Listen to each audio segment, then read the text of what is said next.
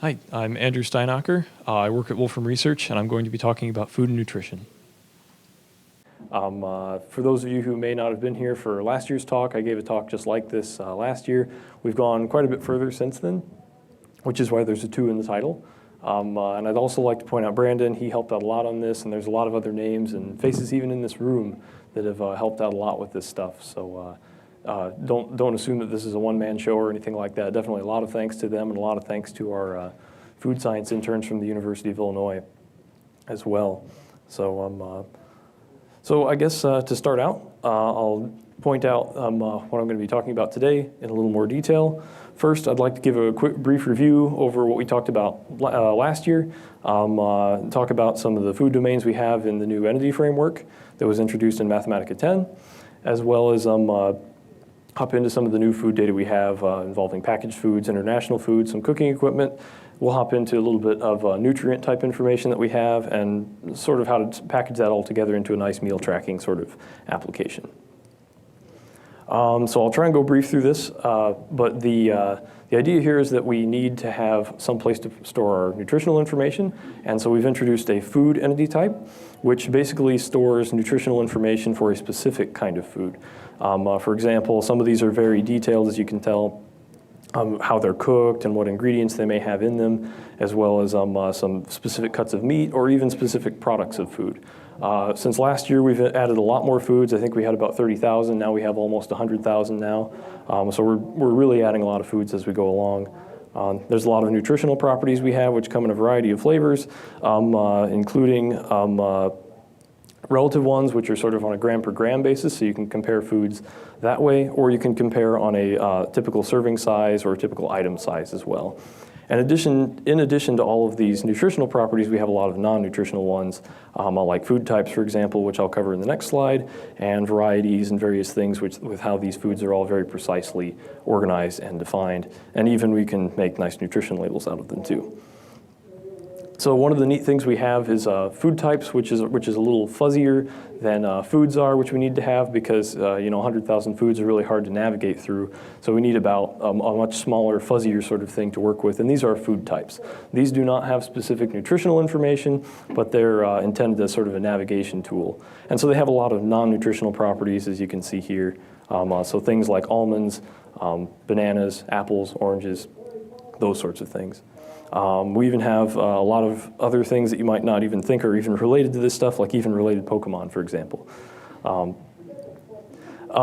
you can do lookups on these, and this is kind of how we sort of navigate through the domains by using a new entity value feature, which was introduced in Mathematica 10, called implicit entities. And so that basically, instead of having a string to represent a single entity, in the second argument, we now allow a list of rules there, which allows us to sort of zoom in on what we want. So in this case, we want to find foods whose preparation is refried and food type is beans.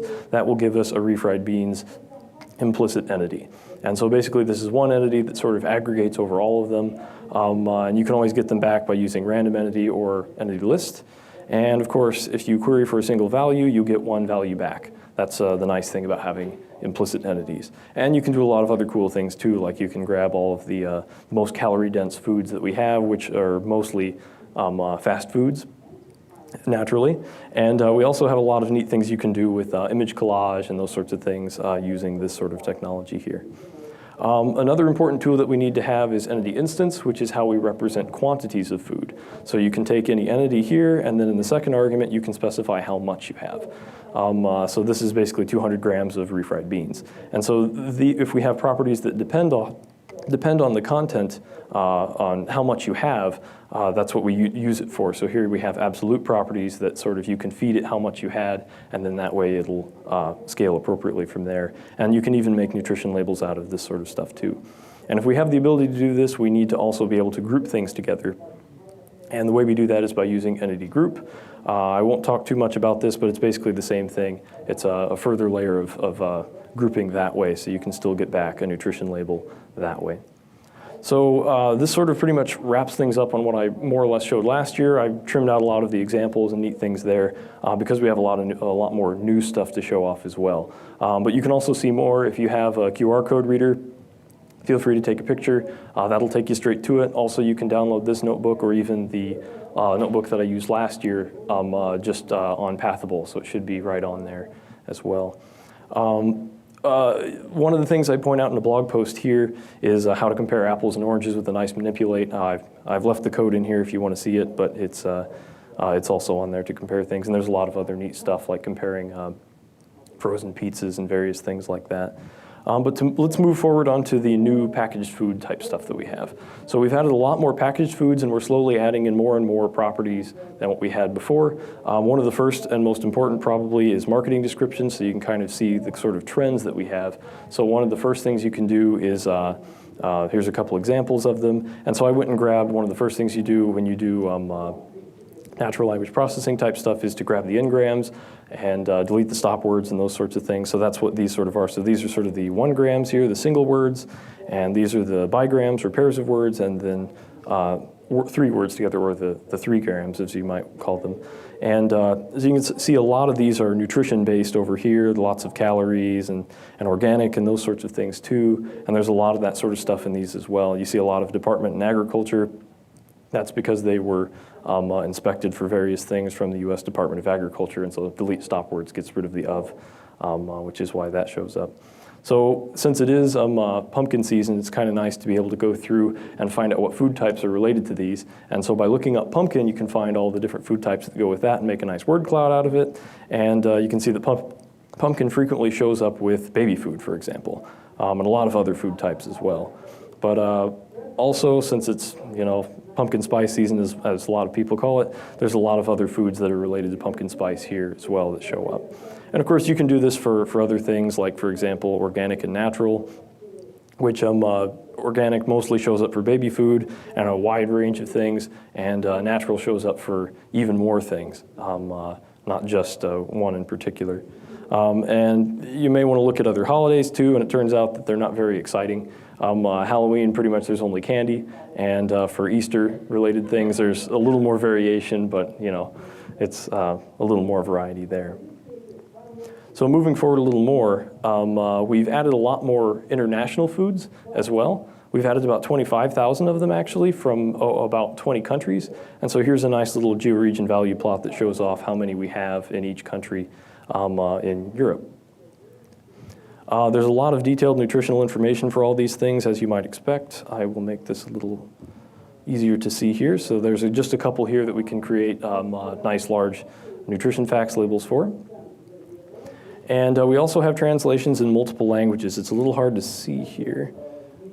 I can blow it up. It doesn't show up quite so well on here, but we have translations from the original language that they were from, as well as those in English as well. So we have all of the English names up here, since most of our users generally speak English. We keep those here, but we can also allow access to the original names from which they were translated with a simple property qualifier, which is shown here.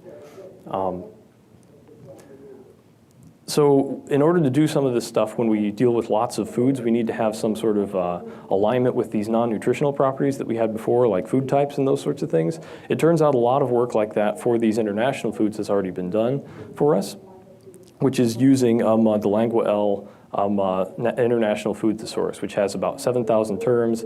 They're all very detailed and translated in over 7 languages, most of them, and they include cooking methods, food sources, and those sorts of things. And so we're aligned to those almost. We're in the process of aligning everything we've got into that, but these foods at least are tagged up with them. And so you can see here, these are all individual tags. So they're very precise, and they all have individual codes, so that way internationally you can just know what code it is, and then they're all translated in that way.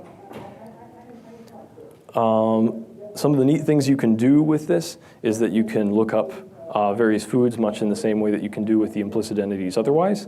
In this case here, I've set one up where we can find out which country in Europe has the most cheese, and it turns out that that's Finland. Italy also has quite a few more, but there's some neat examples that you can do here to just do some quick lookups that way.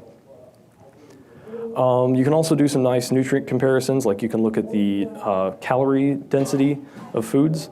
So you can kind of compare these, and you can kind of see that there isn't really any real trend, but it is neat that there are some on one end versus the other, and they sort of vary from one place to the next. Moving forward from the international foods, we also have a lot of cooking equipment. that we've curated. We've got about 2,700 cooking equipment items, and we're slowly adding more and more physical properties to all of these sorts of things, so you can do some nice lookups. For example, here we can grab the 5 smallest knives that we have, which are baker's knife, Parmesan knife, and those sorts of things. And you can also make some nice visualizations. And the clear outlier here is the pizza knife, which naturally pizzas are pretty big, so you need to have a pretty big knife to be able to cut them very easily. So moving forward on these, we also have, in addition to that, we have a lot of images for all of these things. So you can make some nice image collages as well as word clouds. And so the nice thing about this is that you can make word clouds that actually have tooltips of the images on them, so you can kind of see what they look like.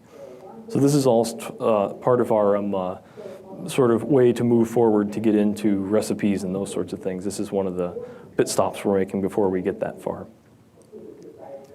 So to move on from that, we need to talk about nutrients now. So one of the big things that we've introduced are nutrients, where we have dietary reference intake types for determining how much you need. So most of these are defined in terms of risk of deficiency versus risk of excessive intake. And so they're sort of defined on what you need and how much you should have and not to go too far and those sorts of things.